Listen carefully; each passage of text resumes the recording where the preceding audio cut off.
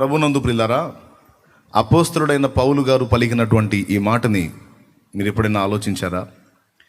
మేము శరీరధారులమై ఉన్నను,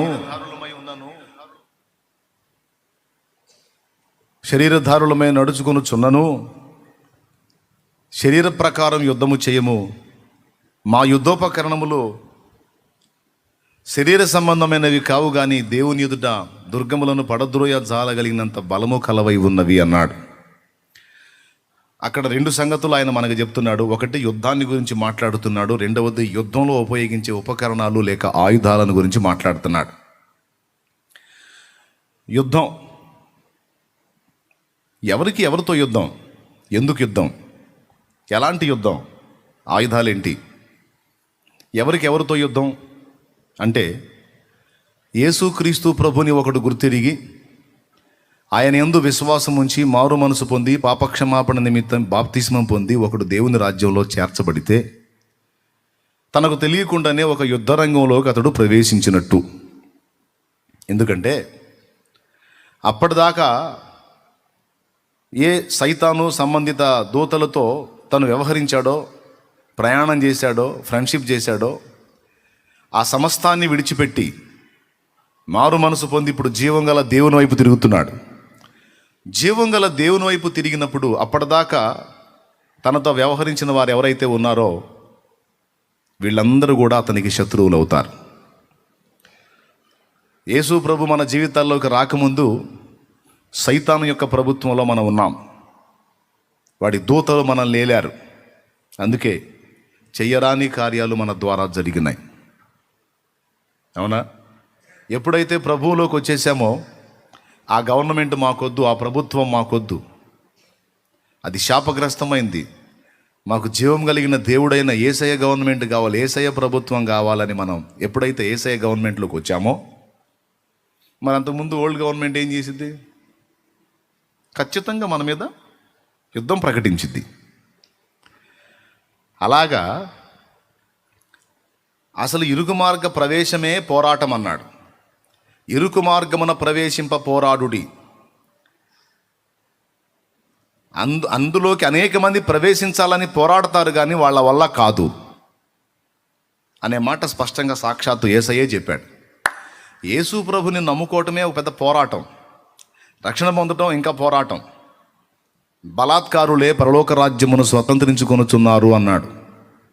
బాప్తిస్మం ఇచ్చు యోహాను కాలం మొదలుకొని ఇప్పటి వరకు బలాత్కారులే పరలోక రాజ్యమును ఆక్రమించుకొనుచున్నారు అన్నాడు. దేవుని రాజ్య ప్రవేశం, దేవుని రాజ్య ఆక్రమణ అంత తేలికైన విషయం కాదు. అది పొందాలంటే మనం కొన్నిటిని బలవంతంగా వదిలించుకొని బలాత్కారంగా అందులో ప్రవేశించాలట. ఎందుకు అలాంటి అవసరత ఏర్పడిందంటే, మనల్ని వెనక్కి లాగేటువంటి శక్తులు చాలా ఉన్నాయి. వాటన్నిటిని అధిగమించి కులం ఒక శక్తిలాగా లాగిద్ది, మతం ఒక శక్తిలాగా లాగిద్ది, పాత అలవాట్లు వ్యసనాలు కొన్ని శక్తులై లాగుతూ ఉంటాయి, ప్రతికూల పరిస్థితులు, అప్పటికే ఉన్న అక్రమ సంబంధాలు, ఇవన్నీ కూడా రకరకాల శక్తులు. వీటన్నిటికంటే ప్రప్రథమంగా శరీరము ఒక బలీయమైన శక్తి అయి దేవునికి లోబడకుండా, దేవుని రాజ్యంలో ఇరుకు మార్గంలో ప్రవేశించకుండా వెనక్కి లాగుతూ ఉంటుంది. వీటన్నిటిని అధిగమించిన వాడే అసలు యేసయ్య మార్గంలోకి ఎంటర్ అవుతాడు. అసలు యేసు ప్రభు మార్గంలోకి ఒకడు ప్రవేశించటమే పెద్ద పోరాటం, పెద్ద ఫైట్. అక్కడ సక్సెస్ అయినట్టే. మొదటి యుద్ధంలో గెలిచాం, ఇరుకు మార్గంలోకి ఎంటర్ అయ్యాం, విశాల మార్గాన్ని వదిలేశాం. ఇక ఇరుకు మార్గ ప్రవేశం అయిన తర్వాత ఇక యుద్ధం అయిపోయిందా? నో. ఇక దారి పొడవునా యుద్ధాలే. హల్లెలూయా.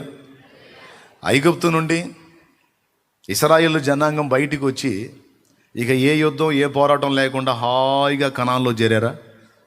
అడుగడుగున అవరోధాలే, యుద్ధాలే, అన్నిటినీ దాటుకుంటా చివరికి వాగ్దత్త భూమిలో ప్రవేశించారు. అలాగే మనం లోకానుసారమైన జీవితంలో ఉన్నప్పుడు మనతో ఫ్రెండ్షిప్ చేసిన లేక వ్యవహరించిన దయ్యాలు, దురాత్మలు ఏవైతే ఉన్నాయో అవన్నీ ఎక్కడికి పోలేదు. వాటి మధ్యలో నుంచి మనం యేసయ్య రాజ్యంలోకి వచ్చాం కాబట్టి అవన్నీ కలిసి ఇక దాడి మొదలు పెడుతున్నాయి. ఒకటి కాదు, గుంపులు గుంపులు అన్నది వాక్యం. ఎఫెసీ పత్రిక 6:12 మనము పోరాడుచున్నది శరీరులతో కాదు అన్నాడు. అంటే మనుషులతో కాదు. మనం పోరాడుచున్నది శరీరులతో కాదు కానీ ప్రస్తుత అంధకార సంబంధులకు లోకనాథులతోనూ, ప్రధానులతోనూ, అధికారులతోనూ, ప్రస్తుత అంధకార సంబంధులకు లోకనాథులతోనూ అని ఆ తర్వాత అంటాడు, ఆకాశ మండలమందున్న దురాత్మల సమూహములతోనూ మనం పోరాడుచున్నాము అన్నాడు. అంటే పోరాటం, యుద్ధం పోరాటం. ఏబు గ్రంథం 7లో అంటాడు, భూమి మీద నరుని కాలము యుద్ధ కాలము కాదా అంటాడు. ఏబు గ్రంథం 7 చూడు ఒకసారి, 7:1 చూడు.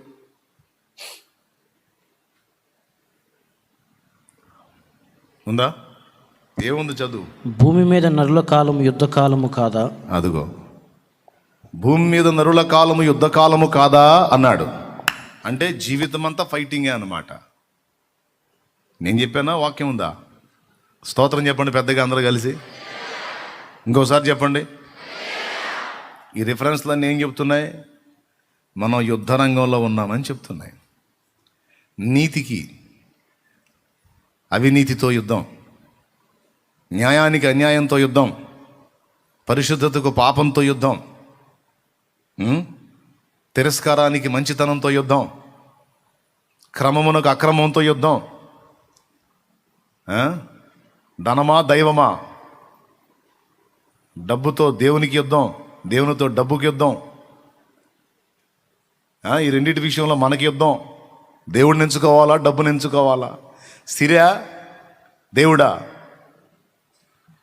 ప్రభు మార్గంలోకి వచ్చిన తర్వాత ఇక పోరాటం స్టార్ట్, అంతర్మదనం స్టార్ట్, ఆధ్యాత్మిక సంగ్రామం స్టార్ట్, ఆత్మీయ పోరాటం స్టార్ట్. Praise the lord. చెప్పు గట్టిగా. తనకు తెలియదు కానీ డైలీ యుద్ధం చేస్తానే ఉంటాడు. తనకు తెలియదు, డైలీ పోరాడుతానే ఉంటాడు. అప్పుడప్పుడు డౌట్ వస్తుంటుంది, అంతకుముందు నాకు ఈ ఫీలింగ్స్ ఏం లేవు, ఈ బాధలు ఏం లేవు కదా, ఇప్పుడు ఏంది గందరగోళం అయిపోతుంది, లోపల ఏదో అయిపోతుందని పాపం మదన పడతా ఉంటుంది. అంతకుముందు ఇప్పుడు లోకానుసారంగా ఉన్నప్పుడు మనకేం పోరాటం ఉంది? ఏది పడితే చేసాం, ఏమన్నా ఫీలింగ్ ఉందా? కానీ యేసు రక్తంలో ఎప్పుడైతే కడగబడ్డామో ఇక ఫైటింగ్ స్టార్ట్ అయింది. ఏదన్నా పొరపాటు జరిగితే ప్రశాంతత ఉంటల్లా, ఎవడు మనల్ని ఏం ఇబ్బంది పెట్టేది ఏం లేదు, మనమే గందరగోళం అయిపోతున్న పరిస్థితి ఏర్పడింది. అసలు ఏం జరిగింది నాకు? మనస్సాక్షి యేసు రక్తము చేత కడగబడి శుద్ధీకరణ పొందినందున అది తిరిగి పనిచేయటం మొదలుపెట్టింది. స్పర్శ ఉన్నోడికి నొప్పి మంట అర్థమైద్ది, స్పర్శ పోయినోడికి పొయ్యిలో చేయబెట్టినా కాలదు. అబ్బో నాకేందో పొయ్యిలో చేయబెట్టినా కాలట్లేదు అనేది గొప్పతనమా, రోగమా? పెద్దగా చెప్పండి. ఒకప్పుడు మనస్సాక్షి మొద్దుబారిపోయి సరైన జడ్జిమెంట్ ఇవ్వాల, పని చేయలే. అందుకే ఏమైనా మనకేం స్పర్శ అర్థం కాల. యేసయ్య ఏం చేశాడంటే మనస్సాక్షిని తన రక్తము చేత శుద్ధీకరించాడు.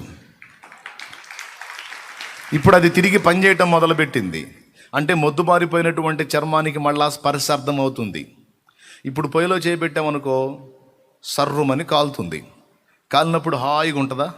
కాసేపు విలవిల్లాడిపోతారు. ఎవరన్నా నిన్ను బాధ పెడతారా? నో. పొయ్యిలో చేయబెట్టినందుకు నువ్వే గందరగోళం అవుతావు. అవునా?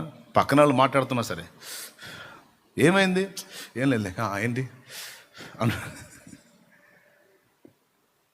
మనుషులతో వ్యవహరిస్తానే ఉంటావు, ఆ కాలింద మంట అర్థమవుతూ ఉంటుంది. అలాగే యేసయ్య చేసిన పని ఏం లేదు, సింపుల్. మృతస్థితిలో ఉన్న చర్మానికి తిరిగి జీవం ఇచ్చాడు ఆయన. నేను గొర్రెలకు జీవం ఇచ్చుటకు వచ్చి తిని, అది సమృద్ధిగా ఇచ్చుటకు వచ్చి తిని అన్నాడు యోహాను సువార్తలో. మనసాక్షిని శుద్ధి చేయును మన యేసయ్య రక్తము. మనసాక్షిని శుద్ధి చేయును మన యేసయ్య రక్తము. మన శిక్షను తొలగించెను, సంహారమునే పెంచెను. మన శిక్షను తొలగించెను, సంహారమునే భారమునే తప్పించెను. యేసు రక్తము రక్తము రక్తము, యేసు రక్తము రక్తము రక్తము, అమూల్యమైన రక్తము, నిష్కలంకమైన రక్తము, అమూల్యమైన రక్తము, నిష్కలంకమైన రక్తము, యేసు రక్తము రక్తము రక్తము, ఆమేన్. యేసు రక్తము రక్తము రక్తము. హల్లెలూయా. అది ఎప్పుడైతే చర్మం తిరిగి నార్మల్గా పనిచేయటం మొదలు పెట్టిద్దో ఇంకా బాధ అర్థమైద్ది, నొప్పి అర్థమైద్ది, మంట అర్థమైద్ది, ఇక ప్రశాంతత ఉండదు. అది పని చేయలేదనుకో ఏమైనా మనకేం అర్థం కాదు, కాకపోతే ఒకేసారి చేయి లేచిపోయిద్ది. మనంతే కదా, ఏమైనా ఏం అర్థం కాకపోతే చూసి చూసి ఏం చేస్తారు, ఏడ గాయమైనా అర్థం కాదు, ఏమైపోయినా ఏం అర్థం కాదు, చివరికి సెప్టిక్ అయిపోయి మొత్తం కుళ్ళిపోయిద్ది. డాక్టర్ దగ్గరికి పోతే ఏడదాకా తీయాలంటే ఏడదాకా ఇది నీ మొద్దుబారిపోయిందో స్పర్శ పని చేయట్లేదు అంతవరకు తీసేయాలంటే. యేసయ్య చేసిన కార్యం చచ్చిన స్థితిలో ఉన్న మనస్సాక్షిని తిరిగి బ్రతికించాడు ఆయన. అందుకే మారు మనసు పొందకముందు పెద్ద పెద్దవి చేసి కూడా ఇంత ఫీలింగ్ లేదు, కానీ ఇప్పుడు ఏ చిన్నది జరిగిందో కూడా గందరగోళం అవుతున్న కారణం అదే. నోరు సార్ ఒక తిట్టు తిట్టినా సరే మనసాక్షి కొడతా ఉంటుంది. నువ్వు బల్లలో చేస్తున్న సిగ్గుందా నీకు? ఎవరన్నా కనపడితే భక్తి మాటలు చెబుతున్నావు, ఉందా అసలు నీకు? ఏంటిది? ఏం చేస్తున్నా, ఏం మాట్లాడుతున్నా, ఎట్ట ప్రవర్తిస్తున్నావు? ఎవరో చెప్పరో, లోపల నీ మనసే కొడతా ఉంటుంది. మళ్ళీ వెళ్ళి అయ్యా నన్ను క్షమించు, ఎడబడ్డానయ్యా అని మళ్ళీ దేవునితో సమాధాన పడ్డదాకా దీనికి ప్రశాంతత ఉండదు. ఈ పోరాటం ఈ ఒక్కటేనా? ఇంకా చాలా ఉన్నాయి ఫైటింగ్లు. వాటిల్లో ఒకదాని గురించి మీకు క్లియర్గా చెప్పేసి ముగిస్తా సింపుల్గా ఈరోజు. ఈయన యుద్ధాన్ని గురించి మాట్లాడాడు, తర్వాత యుద్ధంలో ఉపయోగించే ఆయుధాలను గురించి కూడా మాట్లాడాడు. పౌలు గారు ఎప్పుడు కత్తులు కటార్లు పట్టుకొని తిరిగినట్టు నాకేం కనపడలా, కానీ మా దగ్గర ఆయుధాలు ఉన్నాయి. అవి ఎంతటివి అంటే దేవుని ఎదుట దుర్గములను పడద్రోయ జాలగలిగినంత బలము గలవై ఉన్నవి అన్నాడు. ఇంతకెవరితో యుద్ధం చేస్తున్నాడు? ఆయనే చెప్పాడు ఎఫెసీ 6:12లో, దురాత్మల సమూహములతో, అంధకార సంబంధులకు, లోకనాథులతో, ప్రధానులతో, అధికారులతో అన్నాడు. ప్రధానులు అధికారులు అంటే ప్రధానమంత్రి లేకపోతే ప్రభుత్వాధికారులు వీళ్ళ? ప్రస్తుత అంధకార సంబంధులకు, లోకనాథుల అంటే ఎవరు? లోకాధికారుల? ప్రజెంట్ చేస్తున్న గవర్నమెంట్ల? కాదు. పడద్రోయబడిన దేవదూతలలో వర్గాలు ఉన్నారు. వాళ్ళలో ప్రధాన దూతలు ఉన్నారు. ప్రధాన దూతయగు మిఖాయేలు అన్నుంది లేఖనంలో. ప్రధాన దూతయగు మిఖాయేలు. యూదాపత్రికలో జస్ట్ మీరు ఒకటే అధ్యాయం ఉన్న పత్రిక అది. ఒకసారి ప్రకటన గ్రంథానికి ముందుండేటువంటి పుస్తకం యూదాపత్రిక 9వ వచనం చదువు. అయితే ప్రధాన దూతైన మిఖాయేలు, అదిగో అక్కడేమన్నాడు? ఎఫెసీ పత్రిక 6:12లో ప్రధానులతోనూ అధికారులతోనూ ప్రస్తుత అంధకార సంబంధులకు లోక నాథులతోనూ. కంటికి కనబడుతున్నటువంటి ఈ మనుషులు కాదు, వీళ్ళ మీద ఏలుబడి చేస్తున్న శక్తులు కొన్ని ఉన్నాయి. పడద్రోయబడిన దూతల సమూహాలు. వాటి చేత ప్రస్తుతం భూమి మీద మనుషులు రేపబడుతున్నారు, ప్రభావితం చేయబడుతున్నారు. అవి కనపడవు మనుషులకి, కానీ భూమండలాన్ని ఏలుతున్నాయి అవి. సాక్షాత్తు యేసు ప్రభువే సాతాను గురించి ఏమన్నాడండి? ఇదిగో లోకాధికారి వచ్చుచున్నాడు, ఇక నేను విస్తరించి మాట్లాడను అన్నాడు. సాతానుని గురించి సాక్షాత్తు యేసయ్య ఏం సాక్ష్యం ఇచ్చాడు? వాడు లోకాధికారి అని సాక్ష్యం ఇచ్చాడు. అలాగే లూకాసు వార్త 4 మీరు చూసినా, మత్తయి సువార్త 4 చూసినా, లూకాసు వార్తలు అయితే క్లియర్గా ఉంటుంది. అపవాది ఈ లోక రాజ్యములను వాటి మహిమలను ఒక నిమిషములో ఆయనకు చూపించి, ఒక్కసారి నా కాలు మొక్కు, వీటన్నిటినీ నీకు ఇస్తానన్నాడు. అక్కడ అంటాడు, ఈ లోక రాజ్యములు వాటి మహిమ నాకు అప్పగింపబడినవి అంటాడు. యేసుప్రభు మౌనంగా ఉంటాడు.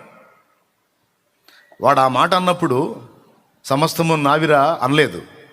యేసుప్రభు మౌనంగా ఉన్నాడు. ఇవన్నీ నాకు అప్పగింపబడినాయి అంటే ఎవరు అప్పగించారు? మనకందరికీ తెలుసు, ఆదాము అప్పగించాడు. ఆదాముకి అధికారం ఎవరు అప్పగించారు? భూమండలం మీద దేవుడు అప్పగించాడు.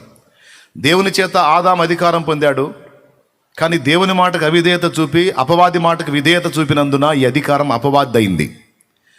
ఆ తర్వాత నుంచి అపవాదే భూమిని ఏలటం మొదలుపెట్టాడు. అర్థమైందా? అందుకు అంత డేరుగా అన్నాడు అనమాట. ఏబు గ్రంథం 1:6 మీరు చూడగలిగితే, ఎక్కడి నుంచి వస్తున్నావు నువ్వు అని అపవాదిని గూర్చి ప్రభు అడిగినప్పుడు, భూమి మీద ఇటు అటు తిరుగుతూ వస్తున్నాను అన్నాడు. అంటే వాడి అడ్రస్ భూమి అని చెప్పాడు. ఇంకా చాలామంది దూతలు గ్యాదర్ అయ్యారు అక్కడ. వారు ఆయా మహిమలోకాల్లో నుంచి గ్యాదర్ అయ్యారు. అపవాది మాత్రం భూమండలం మీద ఇటు అటు తిరుగుతూ వచ్చాను అన్నాడు. సో ఇదంతా కూడా మనకేమర్థం అవుతుందంటే, ప్రస్తుతం భూమండలాన్ని ఏలుతున్నవాడు ప్రధానులు వాడు ఏర్పరచుకున్నవారు, అధికారులు వాడి ద్వారా అధికారం పొందిన వాళ్ళు. ఆదాము దగ్గర నుంచి అధికారం వీడి కొట్టేశాడు కదా, వీడిప్పుడు కింగ్ అన్నమాట. వీడి కింద కొంతమందిని సామంతులను పెట్టుకున్నాడు, వాళ్ళ కింద కొంతమందిని అధికారులను పెట్టుకున్నాడు, కొంతమందిని సెక్యూరిటీ పెట్టుకున్నాడు. ఎక్కడో తెలుసా? పైనుండి ఎంటర్ కాకుండా భూమండలం పైన ఆకాశ మండలంలో కొంతమంది దురాత్మల సమూహాలను ఎక్కడ పెట్టాడు. భూగర్భంలో పాతాళంలో కూడా కొంతమందిని టీమును పెట్టాడు వాడు. అంటే పైన కింద, ఈ క్రింద నుండి రాకూడదు, పై నుండి రాకూడదు. అంటే బార్డర్లో సైనికుల్ని కాపలా పెడతారు చూడండి, అట్ట పెట్టాడు వాడు. రావాలి అంటే, దేవుడు రావాలి అంటే వీడి పర్మిషన్ కావాలి. ఇప్పుడు అమెరికాకి ఫ్లైట్ వేసుకొని వెళ్ళిపోదాం, మనం రైలు వేసుకొని పోదామా? ఏంద్ర రైలు వేసుకొని పోయేదంటారా?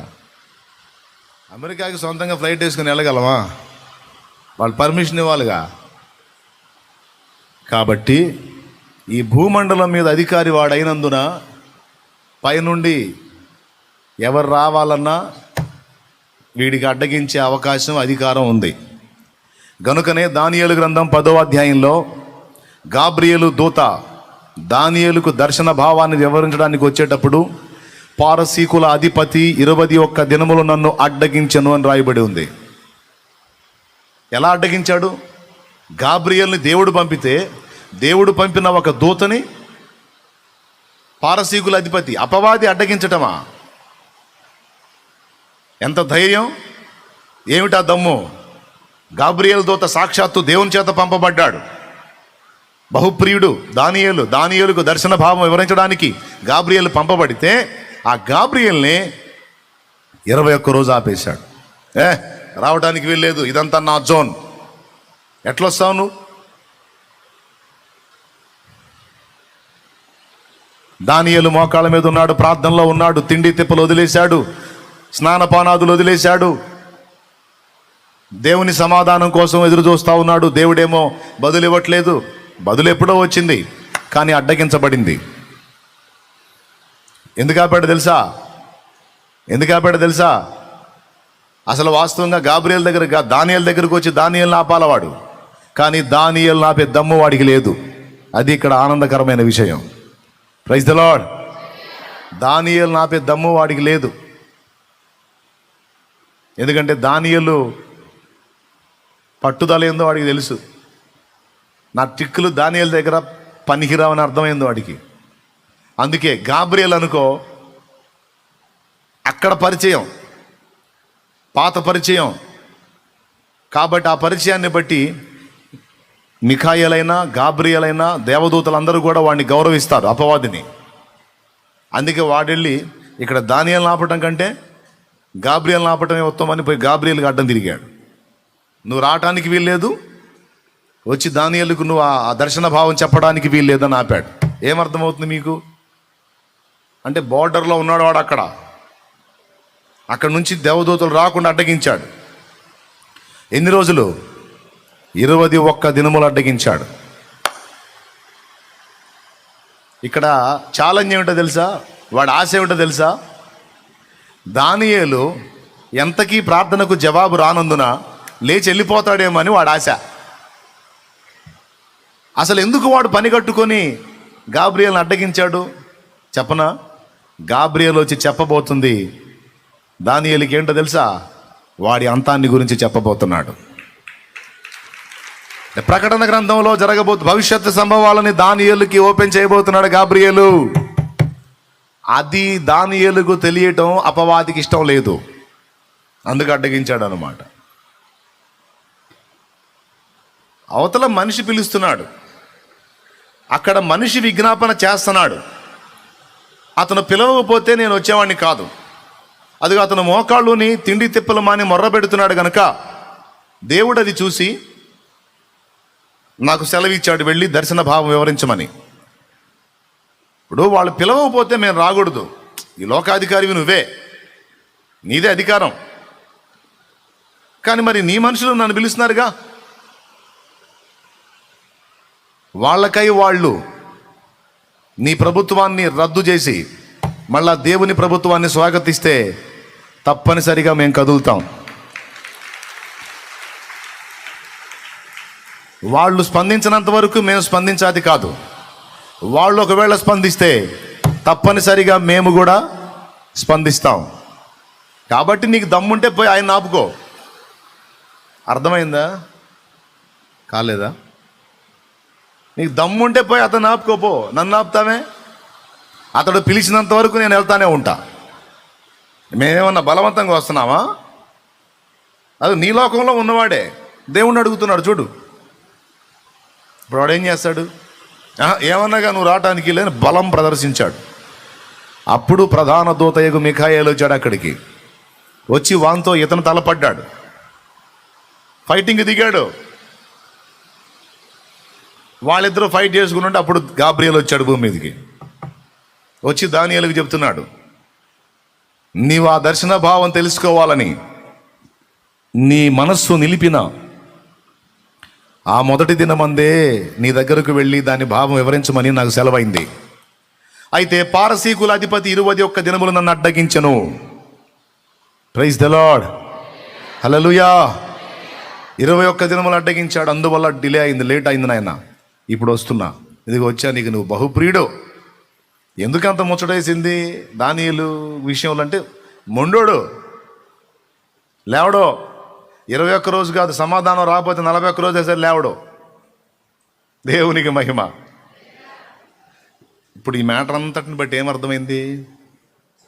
వాడు చూసావా ఎంత ఎంత పకడ్బందీగా సెక్యూరిటీ పెట్టుకున్నాడో. ఎటు పక్క నుంచి కూడా దూతలు కానీ దేవుడు కానీ స్పందించకుండా. ఇప్పుడు దూతలు కదలాలన్నా దేవుడు కదలాలన్నా భూమి మీద భక్తుల విజ్ఞాపన ఒక్కటే ఆధారం. మళ్ళీ చెబుతా, దూతలు కదలాలన్నా దేవుడు కదలాలన్నా, దేవుడు కదిలి దూతల్ని పంపాలన్నా, ఆయన రావాలన్నా భూమి మీద భక్తుల ప్రార్థన ఒక్కటే ఆధారం. అందుకే మొత్తుకొని 1కి 100 సార్లు చెప్పాడు. క్రొత్త నిబంధనలో కానీ పాత నిబంధనలో కానీ 100ల కొద్ది లేఖనాలు అవే రాయించాడు. అడగండి, ప్రార్థించండి, మొర్ర పెట్టండి, అడగండి, అడగండి, ప్రార్థించండి, ప్రార్థించండి. అన్నిసార్లు ఎందుకు రాయించాడు తెలుసా? నీ అంతటా నువ్వు నా వైపు తిరిగి నన్ను పిలవకపోతే నేనెంత బలవంతుడైనా సరే కొన్ని రూల్స్ ఉన్నాయి. ఆ రూల్స్ను బట్టి నువ్వు స్పందిస్తేనే, నువ్వు అయ్యా అని పిలిస్తేనే నేను రాగలను, లేకపోతే కష్టమైద్ది. మరి కొన్ని మనం అడగకుండానే జవాబులు వస్తున్నాయి కదన్నా. మరి వాటి సంగతి ఏంటంటే నువ్వు అడగల, నీ పక్షంగా మరొకరు అడిగారు. మొత్తానికి నీ వల్ల కానీ లేదా నీ పక్షంగా మరొకరు కానీ విజ్ఞాపన అనేది లేకుండా మాత్రం దేవుడు తన కార్యాలు నిరపాతి కాదు భూమి మీద. ఇక ఈ నూతన నిబంధనకు వచ్చేటప్పటికి మనకి ఇంకొక బలవంతుడు తోడయ్యాడు. యేసుక్రీస్తు అను ఉత్తరవాది, తండ్రి అయిన దేవుని ఎదుట మనకున్నాడు. ఇప్పుడైతే మన ప్రార్థనకు జవాబు ఇవ్వడానికి ఇంకా అపవాది అడ్డగించే అవకాశం లేదు. ఎందుకు?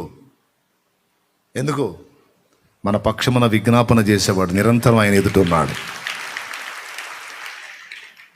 అక్కడేమో యేసయ్య ఉన్నాడు, భూమి మీదేమో పరిశుద్ధాత్ముడు ఉన్నాడు. పరిశుద్ధాత్ముడు ఈ మనుషులు ఎవరైతే ఆయన ప్రేరణకు లొంగుతారో, ఎవరైతే ప్రార్థనకు మోకాళ్ళు ఉనుతారో వాళ్ళ కోసం చూస్తూ ఉంటాడు. పరిశుద్ధాత్ముడు అండి ఎవరు సువార్త చెప్పాలని ఆశ కలిగి ఉంటారో వాళ్ళ కోసం చూస్తాడు. ఎవరైనా అలా చెప్పాలని ఆశ కలిగి అడుగులు ముందుకేస్తే వాళ్ళలోనికి ఎంటర్ అవుతాడు. ప్రవేశించి వాళ్ళని వాడుకొని ఎదుటి వాళ్ళకు సువార్త అందేటట్టు చేస్తాడు. ఎవరైతే ప్రార్థన చేయమని ఆయన ఇచ్చేటువంటి సిగ్నల్స్ని గైకొని ప్రార్థన చేయడానికి రేపబడతారో వాళ్ళు వెళ్ళి మోకాళ్ళు దాకా కనిపెట్టుకుంటాడు. వాళ్ళు వెళ్ళి మోకాళ్ళు ఓనగానే ఎంటర్ అవుతాడు. ఇదే మాట రోమాపత్రిక 8వ అధ్యాయం 26 నుంచి మనం చదివితే ఉంటుంది. అటువలనే ఆత్మయు మన బలహీనత చూచి సహాయము చేయుచున్నాడు. మనకు సహాయం చేస్తున్నాడు. ఏలయనగా యుక్తముగా ప్రార్థన ఎలాగూ చేయవల్లో మనకు తెలియదు గాని ఉచ్చరింప శక్యము గాని మూలుగులతో ఆత్మ తానే మన పక్షముగా విజ్ఞాపనము చేయుచున్నాడు. ఎప్పుడైతే మోకాళ్ళలోని దేవా నేను కూర్చుంటావో అప్పుడు పరిశుద్ధాత్మ నీలోనికి ఎంటర్ అవుతాడు. ఇక నువ్వేం ప్రార్థన చేయాలో, తండ్రిని ఏమేమి అడగాలో ఆయన చేపిస్తాడు. దేవునికి మహిమ. అందుకే పెద్దోళ్ళు చెప్తారు, ప్రార్థన ఏమి నాకు నడిపింపు రావట్లా అందుకని నేను చేయను అనవాకు. ఏ నడిపింపు రాకపోయినా సరే వెళ్ళి మోకాళ్ళలోని మౌనంగా కనిపెట్టు అంట. ముంగమూరి దేవదాసయ్య గారు చెప్పాడు ఈ మాట. నీ ప్రార్థన చేసే నడిపింపు లేకపోతే నువ్వు మోకాళ్ళుని కనిపెట్టు, మౌనంగా కనిపెట్టు. నువ్వు ఎప్పుడైతే మోకాళ్ళుని దేవునికి అందుబాటులోకి వెళ్తావో ఇక పరిశుద్ధాత్మ ఆయన పని ఆయన జరిగిస్తాడు.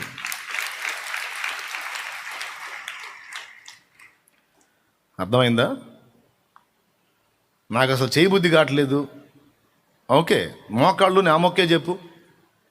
అయితే మోకాళ్ళుని చెప్పు. ప్రార్థన చేయబుద్ధి కావట్లేదు నాకు చెప్పొద్దు. మోకాళ్ళు వేసి ఏసఐకి చెప్పు, నాకేందో ప్రార్థన చేయబుద్ధి కావట్లా, ఏసయ్యో నాకు ప్రార్థన చేయబుద్ధి కావట్లా, నేను చేయను అని మోకాళ్ళు వేసి చెప్పు. ఇక మోకాళ్ళు వేసినాక ఆ మొక్క ఎందుకు వచ్చింది? మోకాళ్ళు వేసి ప్రభువా అనగానే ఆయన ఎంటర్ అవుతాడు. ఎవరు? పరిశుద్ధాత్మ. హల్లెలూయా. బలముగా వీచే గాలి వలె మా హృదయాలలోకి రండి దేవా. బలముగా వీచే గాలి వలె మా హృదయాలలోకి రండి దేవా. రండి రండి రండి రండి పరిశుద్ధాత్ముడా, రండి రండి రండి రండి పరిశుద్ధాత్ముడా, రండి రండి రండి రండి పరిశుద్ధాత్ముడా, రండి రండి రండి రండి పరిశుద్ధాత్ముడా. రండి రండి త్వరగా రండి, రండి రండి మాలో రండి, రండి రండి త్వరగా రండి, రండి రండి మాపై రండి. పరిశుద్ధాత్ముడా స్వాగతం దేవా, పరిశుద్ధాత్ముడా స్వాగతం దేవా. మా నావికుడవు, మా నాయకుడవు, మా